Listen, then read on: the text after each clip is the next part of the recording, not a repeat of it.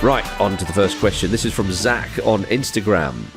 Which club has the biggest rebuilding job this summer? Good question, Zach. So can we straight away just say, we talk about Manchester United all the time. That is a given. Yep. So why don't we all have a break, especially as we're still in the afterglow of what happened against Lyon at Old Trafford on Thursday night. Let's just let Manchester United fans enjoy that. And let's go to one of the other Europa League semi-finalists. Okay. Let's go to Tottenham Hotspur, because I feel this is... It's weird. Like if we were doing something on how Manchester United needed to restructure and rebuild, if we wanted to go into depth on that, as we have done many times on the Ramble, I think we would probably need about an hour and a half of pod, and it would still be difficult to come up with a conclusion because there are just so many levels to it. Whereas Jim and I were talking about Spurs the other day because, you know, he deserves his time off too.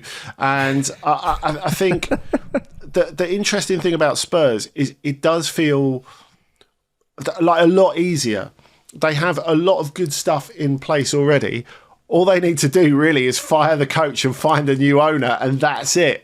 But that's it. Yeah, that's it. It's a lot, but there are two obvious problems, one bigger than the other. Wouldn't you say, Jim? So I'm assuming you're referring to the owner there.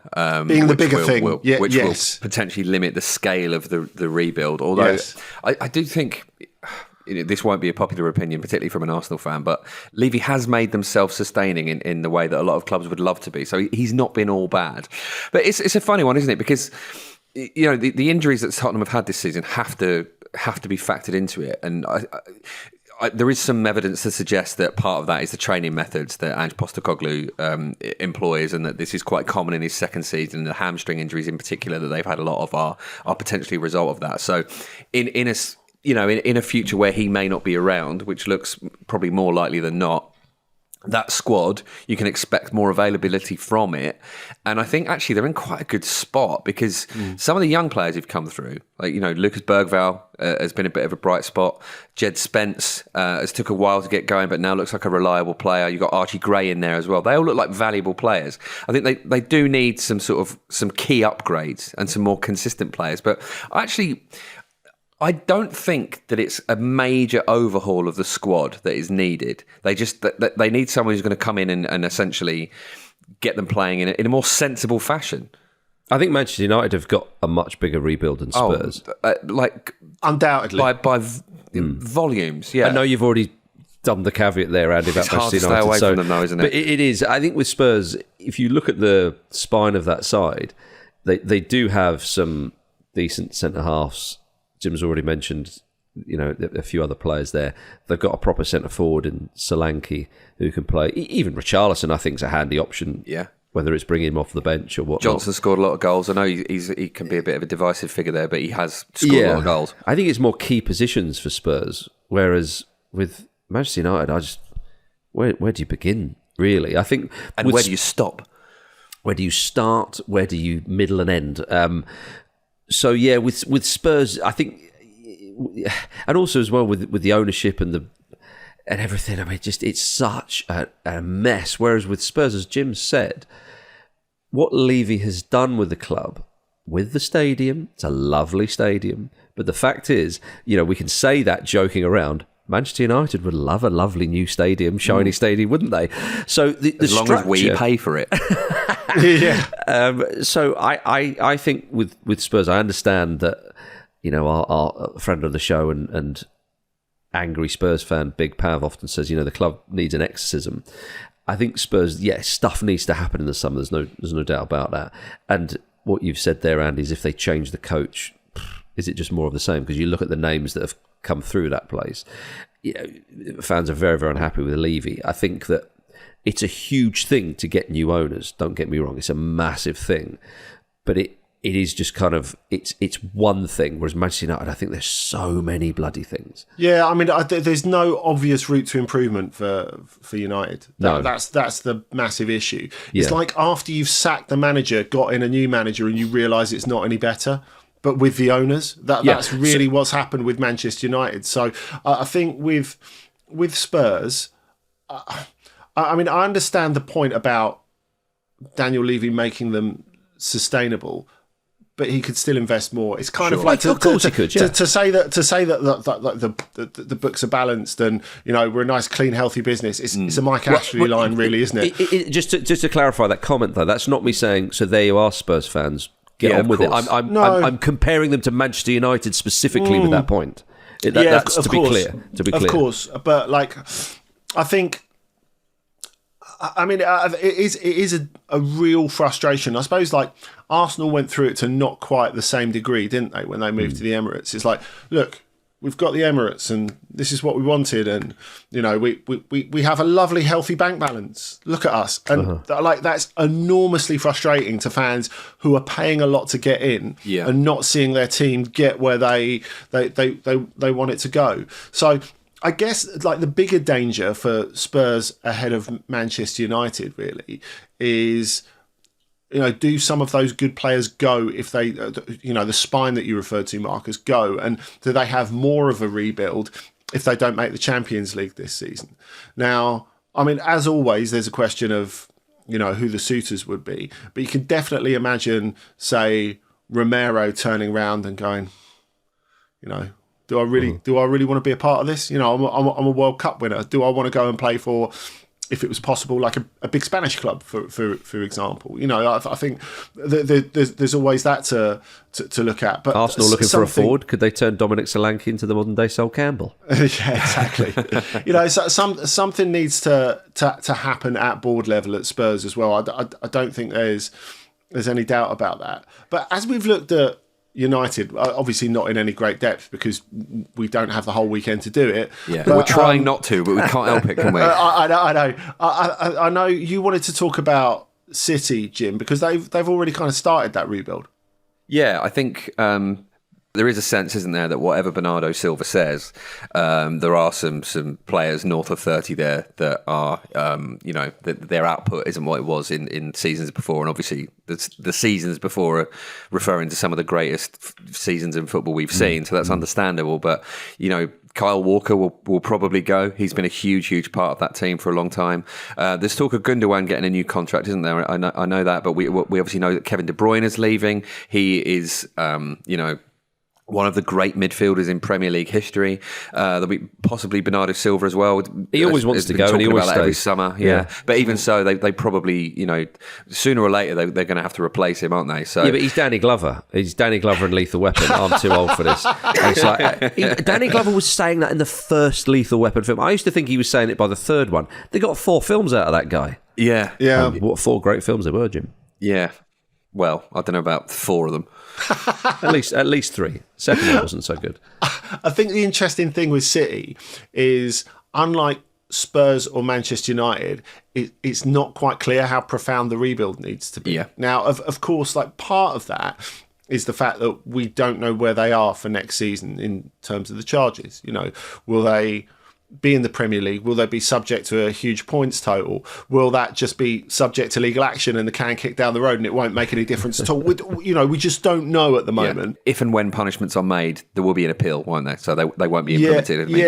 Exactly. And I guess the thing is, what City have been so good at doing over the years is losing players that you think are irreplaceable and replacing them with no fuss. Often in advance, the way that Rodri was already there when Fernandinho was on his way out. Absolutely. But I guess the question is really, are they going to have to make too much of a global change all at once, which would be different? Because, you feel like there is a lot to be changed there.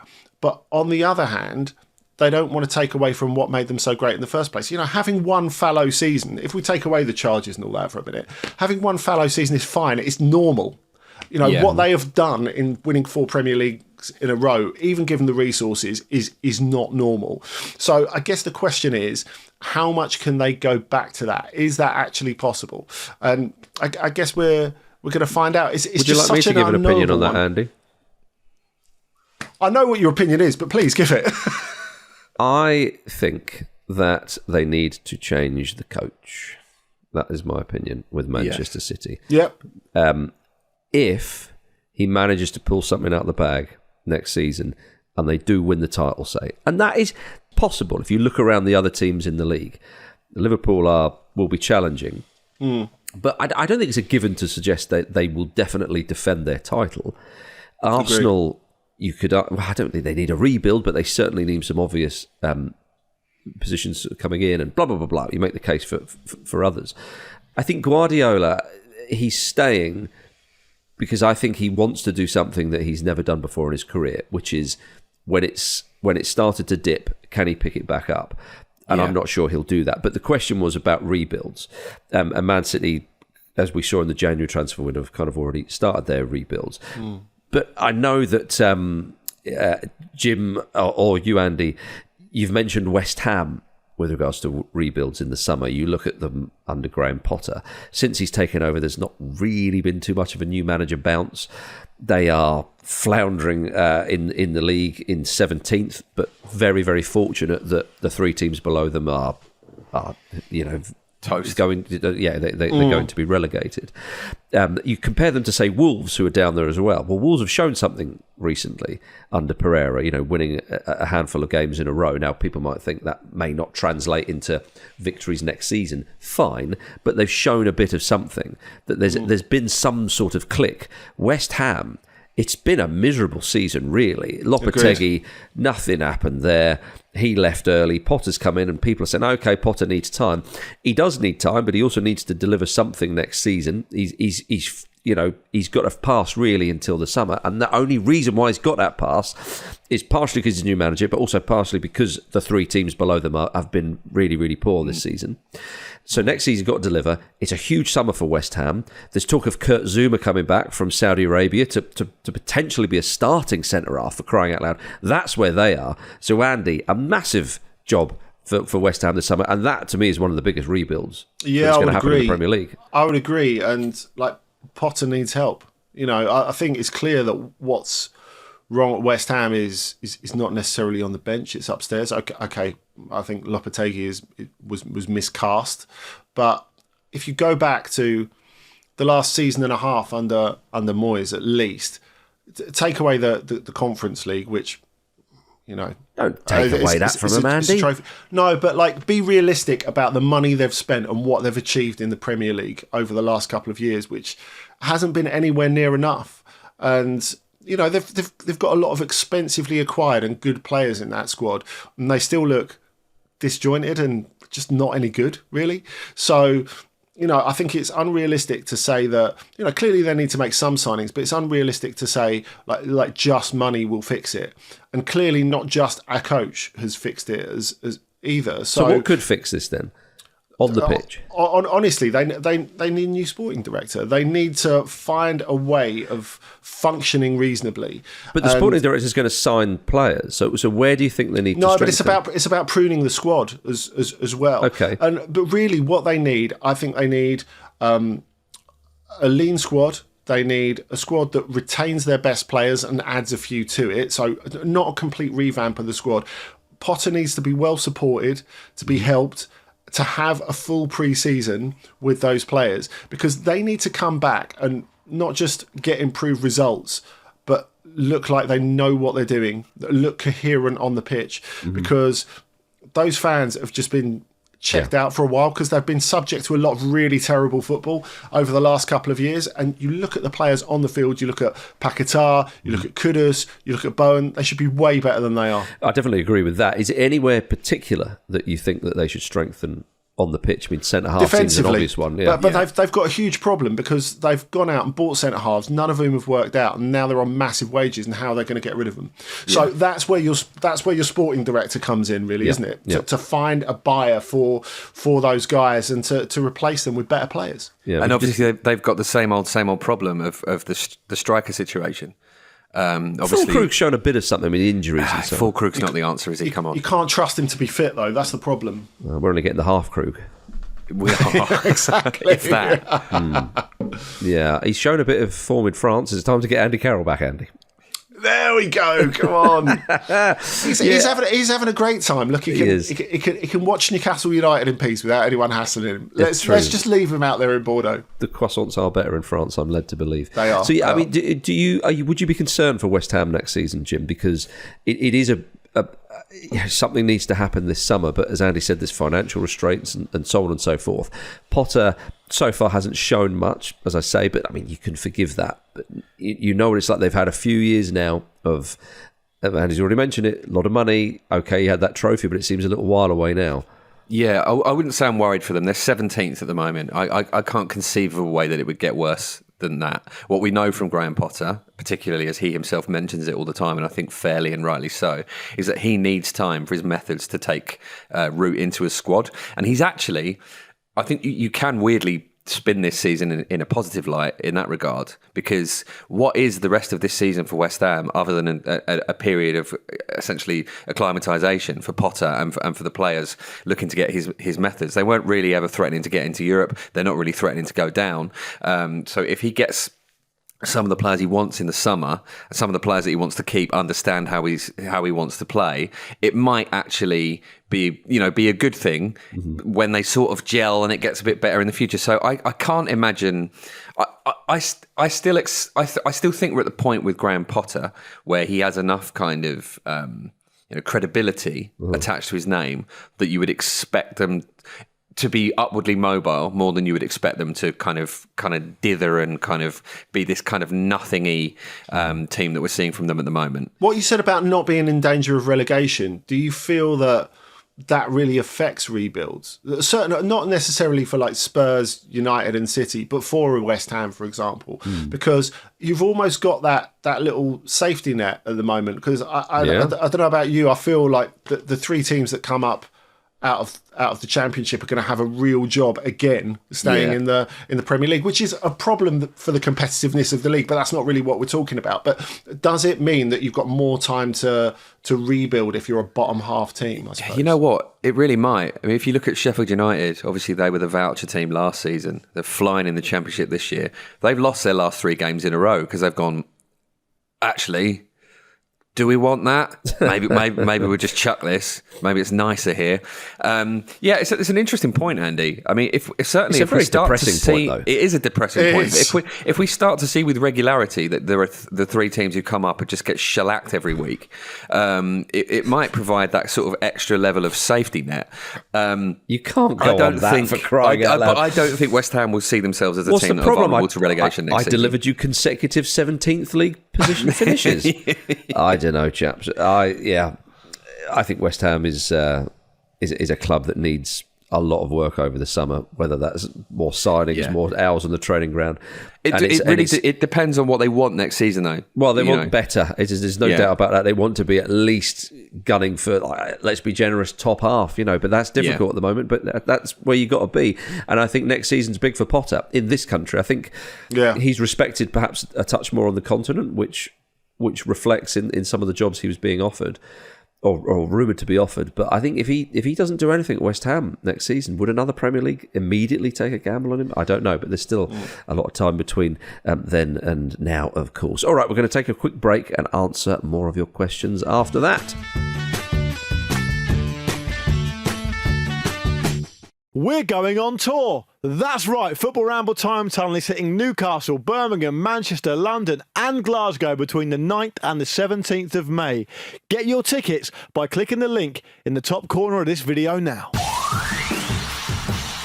Welcome back, everybody, to the mailbag. Jim, you've got the next question. I do. It's from Tom on Instagram. Tom asks, do the Champions League performances by PSG and Real Madrid this year suggest that Kylian Mbappé is the issue? Ooh. Well, do you know what? Talking of sporting directors, I think there have definitely been points this season where I thought maybe that's his true calling. Because it's interesting that in his last season and a half at PSG, he identified all the problems and said, we need to get rid of the superstar culture, we need to be younger, we need to be a bit more French, we need to rely on players out of French academies. And it turned out he was part of the problem. That's the only thing that he didn't mention, I suppose. Look, I think they could have flourished this season with him in the team, obviously because they found this incredible amorphous front line that really suits them in the last like 4 months. I think it's tempting to think that they're a better team without Mbappé, and maybe there's an argument for that. But they're a better team it, because Luis Enrique's in charge, and he's managed to get all the players singing from the same hymn sheet. He managed Barcelona when they had that formidable front three and won a treble. What he did with the Spain national team, you could say that his Spain side ended up being the best team at Euro 2020. They should have probably got past Italy in the semi-final. So, he's got pedigree, and he's a bit of a funny character, and he's had an indifferent time here and there. But I mean, that's just. Oh, he's one of the best coaches, without doubt. It's just being a manager for you. But it has taken him more time to get it right at PSG than you would normally be afforded at a club like that. Yes, but they were in a position where they had to go for it. They couldn't just piss around. They were, win the French league. Well done. How many managers have come and done that? They needed something, and I think Luis Enrique, they saw a few green shoots and they kept with it, because that was a guy who had won the Champions League, who knows what to do in that competition, and when he's given time, which is something you're not afforded usually at elite level clubs, especially when he's got a group of hungry young players around him who are intelligent, who've got a bit of quality and all the rest of it. He knows what to do. He loves that environment, but he showed at Barcelona that he can manage superstars as well. So I think if Mbappé was still there, it's all very well. I think Luis Enrique would get a tune out of him into that PSG side. Yeah, I think that's it. You have to absorb the context in which he had Mbappé, which was an Mbappé sort of at war with the club, really. Exactly. And that was something that he had to deal with, didn't really want to deal with, but dealt with as best he could. Real Madrid were in Mbappe's ear, his head was turned, all that kind of stuff. Whereas if he was a part of this side now and fully focused on the job, I think they'd be favourites if they're not already. That's all well and good, but there were times where Luis Enrique was quite openly exasperated with Kylian Mbappé. Particularly, there's a famous bit of footage of him sort of almost begging him to press and telling him that if you lead with that example, then we'll be a football machine, or whatever it was he said. Some quite unusual phrase like that. And let's be honest, he isn't the most hard-working forward player. We've seen that. Many times. If I may jump in, Jim, that is a fair point, because perhaps what I've done is I've taken Kylian Mbappé out of Luis Enrique's first year or two, or whatever it is in Paris, and then I've just plopped him back in the here and now. So, I hear what you're saying, yeah. I mean, that is the key, as you say, Jim, to PSG being really good this season, is that they can press and press and press and press. Yeah. The fact they're so good off the ball. I think Eric Roy, who's the coach of Brest, he said when they beat us in the league and the Champions League, the remarkable thing is they had 70% of the ball and they ran as much as us. Yeah, which shouldn't be possible numbers wise.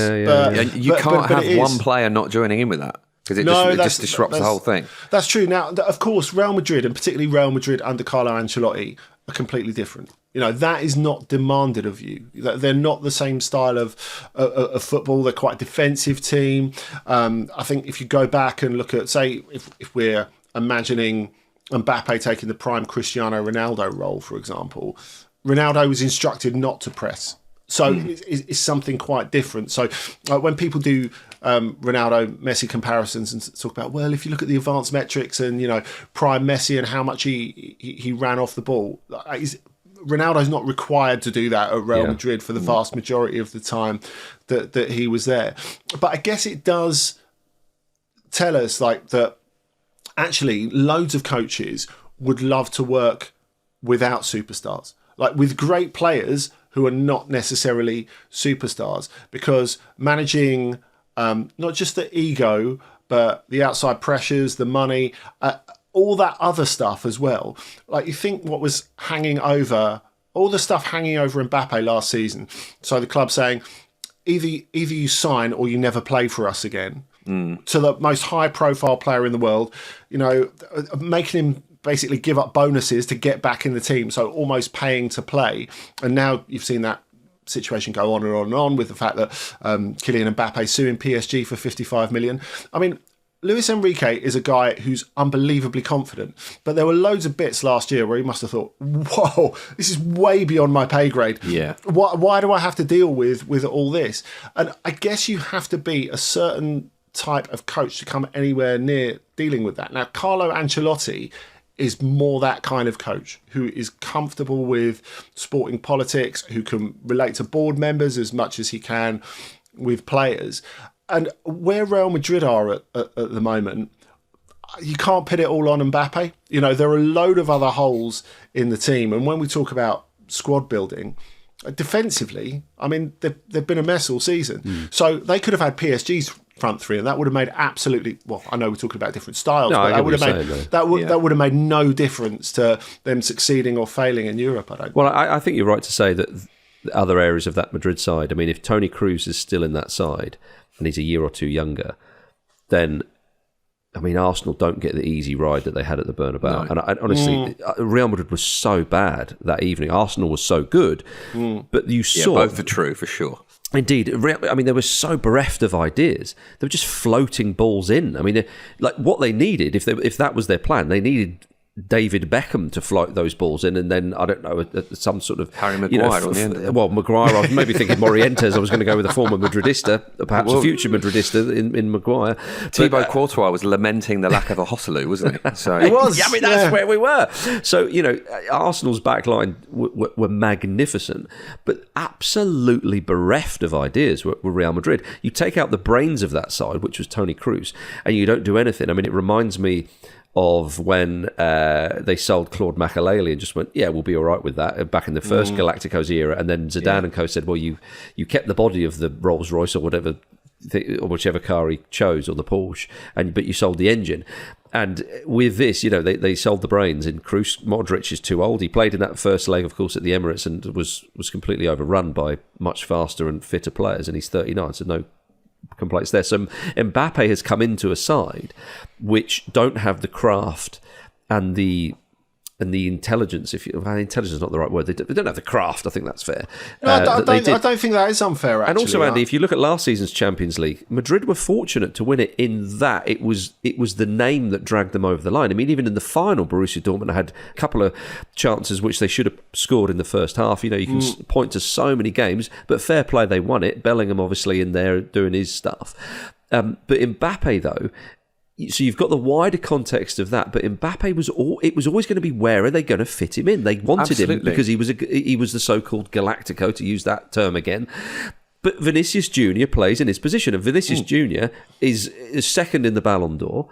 I think a fair few people at Madrid thought he should have won it, but he's in Mbappe's position, so it was always going to be a sort of compromise, maybe, but it was always going to take a little bit of bedding in and getting used to, and therefore they're more disjointed this season than they were last season. Last season they had a nice balance, though. The problem with Mbappe is not a tactical or a technical one.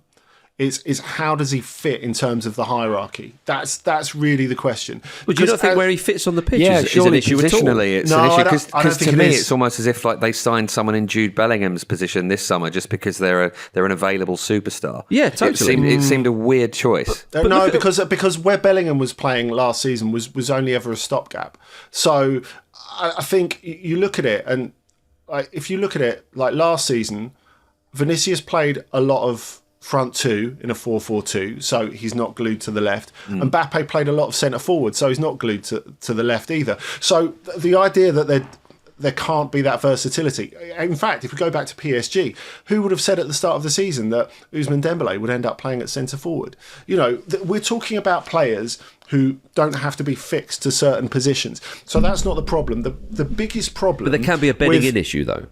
Yeah, and they got past that by Christmas. Once they positioned Bellingham a little bit closer to Kylian Mbappe, the problems are at the back. They're not in the front bit of the team. Okay. But the problem really with Mbappe, if we're going back to the original question, I think what we're talking about and what Tom is talking about, it's not just about the click on the pitch. It's about what it means for the balance of the dressing room, really. So you talked about, Marcus, how hard they were going on, Real Madrid were going on Vinicius for the Ballon d'Or. And of course, they treated it in a ridiculous way, like it's a massive big deal.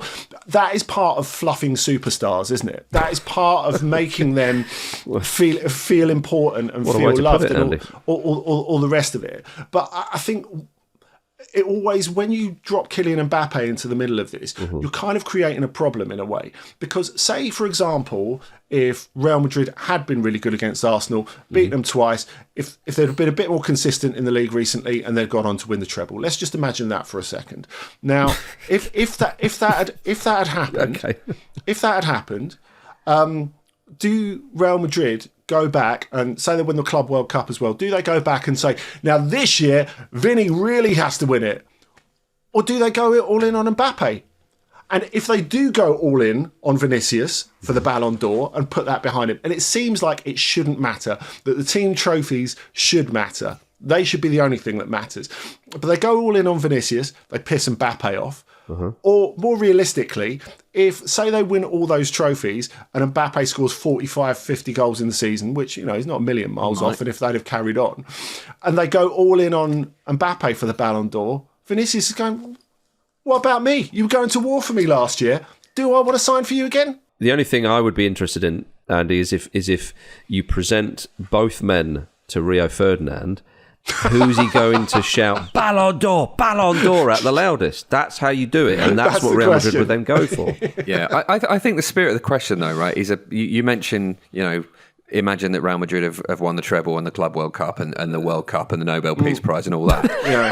But the point is, they haven't, have they? Yeah. And the idea of Mbappe being there is that he is there to facilitate those big moments or those big achievements by being the difference maker in the big moments. And, in the Arsenal game over 2 legs, he absolutely wasn't that. So do you think we're likely to get to a point where Mbappe can achieve that in this Madrid team? Yeah, he's obviously scored a ton of goals and it's his first season. There's absolutely an adaptation process there.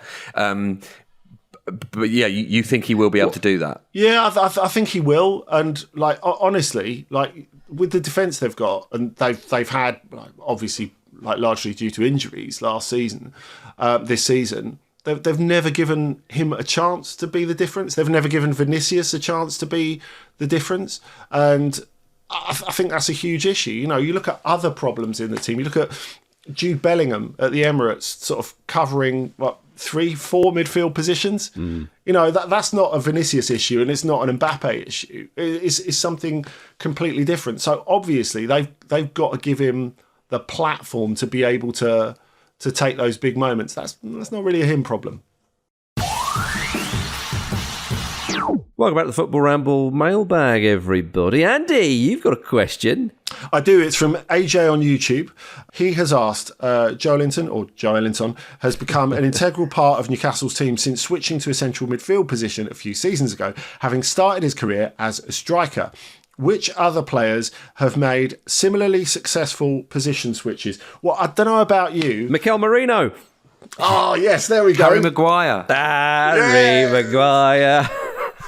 I don't know about you, but I am itching for a Marlborough Light, and it probably means because I'm thinking about Fabio Coentrão, who, of course, was an underachieving winger before becoming a 30 million euro left back when 30 million euros was a lot of money. Now, the funny thing is, this kind of got in Jorge Jesus's head, and he took loads of other left wingers and tried to convert them into left backs because he thought, I'm the puppet master. I can make anyone into whatever I want them to make. And obviously it didn't work because Coentrão had particular characteristics that made it work. But I think that's the interesting thing about the question. I think when you look at Coentrão and Joelinton, what's happened is that they've sort of had a bit that was hiding in plain sight completely unlocked. So with Joelinton, is that he's got an incredible athletic capacity. Yeah. And Newcastle went from the team in the league that covered the least ground to the team in the league that covered the most ground.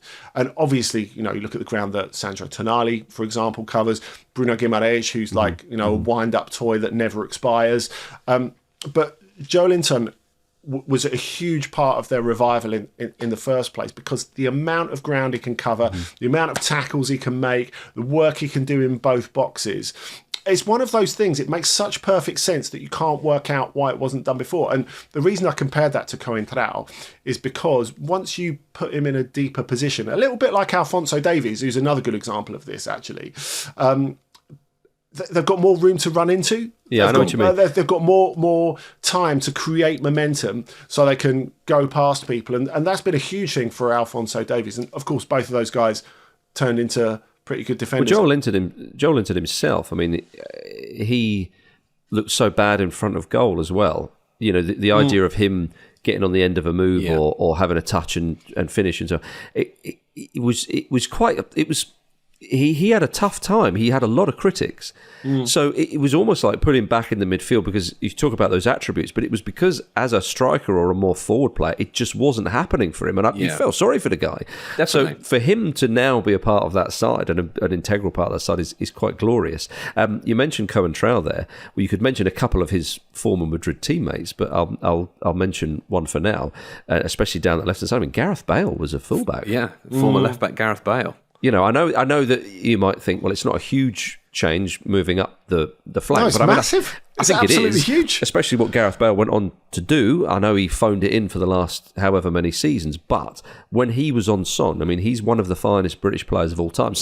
One or two people, the finest. Some people suggest the finest British player of all time. Certainly in terms of the sheer attributes and just raw talent, and the trophies as well. Well, the trophies as well, but I think the raw talent, and I mean, if you look at his highlight reel again, it's a shame what happened the last couple of seasons or however many seasons of his time at Real Madrid, because you forget what an absolutely phenomenal player he was. I suppose like the fullback to winger doesn't seem like the most extreme positional change, though, does it? Certainly in the modern game, where you're occupying a lot of the same spaces. Yeah, but I mean, winger to striker like Cristiano Ronaldo, Jim, another Cohen Trowell teammate. Sure, I mean, very much you so, have to put him in there, because he became. I think Luke described him once as just Cristiano Ronaldo, one of the finest players ever, has suddenly become, when he was playing for Man United in his second stint, he's become this head on a stick who is absolutely game for anything. You know, just getting on the end of everything. I mean, there was a guy who loved the ball to feet, or at least the ball into his path, so he could do a trick and beat a man and all the rest of it. A very, very different game he played to the one where he would find himself as a proper number 9 at Real Madrid. And this is all still while he's at the peak of his powers. Yeah. You don't really notice the positional changes with Ronaldo so much, because he's just banging goals in wherever he is. But they really were different. His position looks like wherever he wants. Yeah. But because he's so dominant in all of them. Yeah, you don't even have to go back to when he was a 17-year-old jinky winger playing at Euro 2004 to what he was when he was winning Euro 2016. You could go back to World Cup 2010, or he didn't have did okay there. But another one just to chuck in the mix, Javier Mascherano. Centre mid to centre back. Yeah, and also very much that's so Pep, that, isn't it? Can't fit him into the midfield, so we'll just shift the whole defence up. So it's basically just a bit of the midfield.